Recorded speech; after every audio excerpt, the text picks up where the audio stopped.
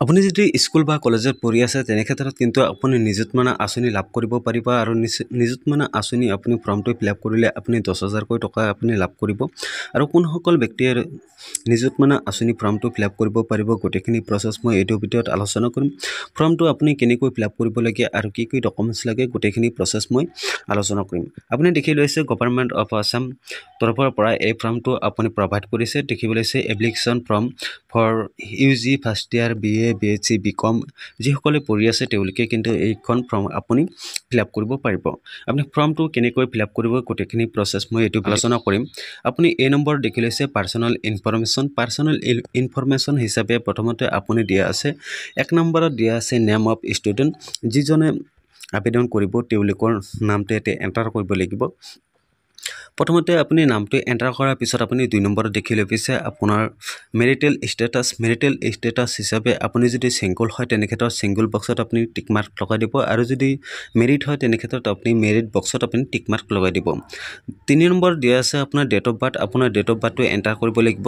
আপোনাৰ date of বাৰ্থটো enter কৰাৰ পিছত আপুনি 4 নম্বৰত দেখি লৈছে name of father of mother of guardian যদি আপোনাৰ ফাদাৰ হয় তেনে ক্ষেত্ৰত ফাদাৰৰ নামটো এন্টাৰ কৰি দিব যদি মাদাৰ হয় মাদাৰৰ নামটো এন্টাৰ কৰি দিব আৰু যদি আপোনাৰ ব্ৰাদাৰ হয় তেনে ক্ষেত্ৰত আপুনি ব্ৰাদাৰৰ নামটো এন্টাৰ কৰিব লাগিব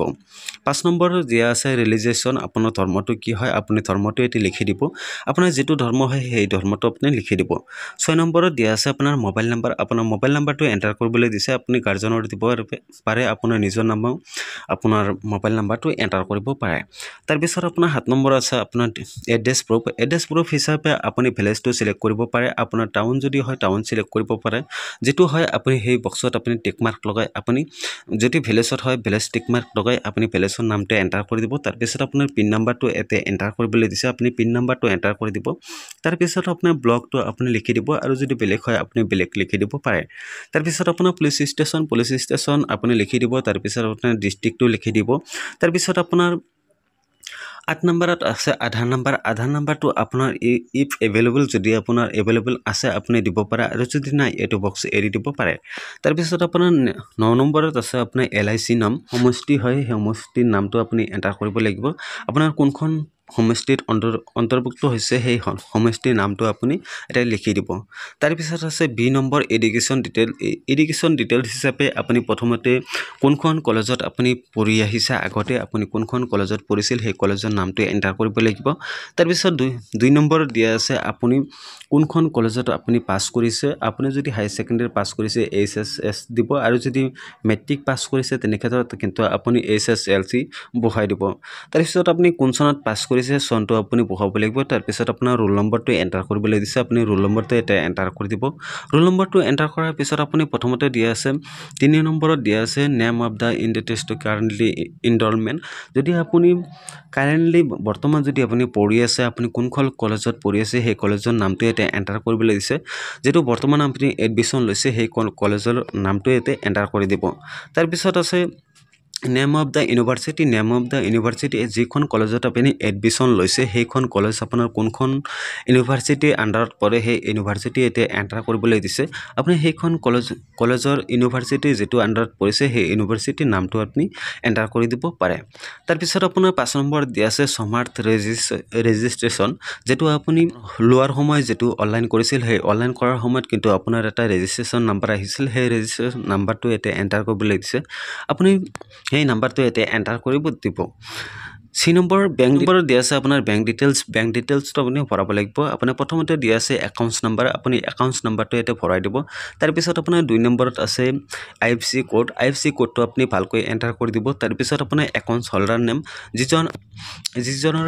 একাউণ্টছটো আপুনি এতে এড কৰিছে তেওঁৰ একাউণ্টছত পাসবুকত আপোনাৰ কেনে ধৰণৰ নামটো আছে বা আপোনাৰ স্পেলিংটো কেনে ধৰণৰ আছে সেই সেমটো আপুনি এতে বহাব লাগিব আপুনি বেলেগকৈ বহালে কিন্তু আপোনাৰ পইচা নহমায় তাৰ পিছত আপোনাৰ আছে 4 নম্বৰত বেংক নেম আপুনি যোনখন বেংক আপুনি এতে এন্টাৰ কৰিছে সেইখন বেংক আপোনাৰ নামটো কি সেই নামটো এতে এন্টাৰ কৰিবলৈ দিছে আপোনাৰ যদি ষ্টেট বেংক হয় ষ্টেট বেংক দিব আৰু যদি আপোনাৰ বেলেগ বেংকৰ হয় তেনে ক্ষেত্ৰত আপুনি সেই বেংকৰ নামটো এন্টাৰ কৰি দিব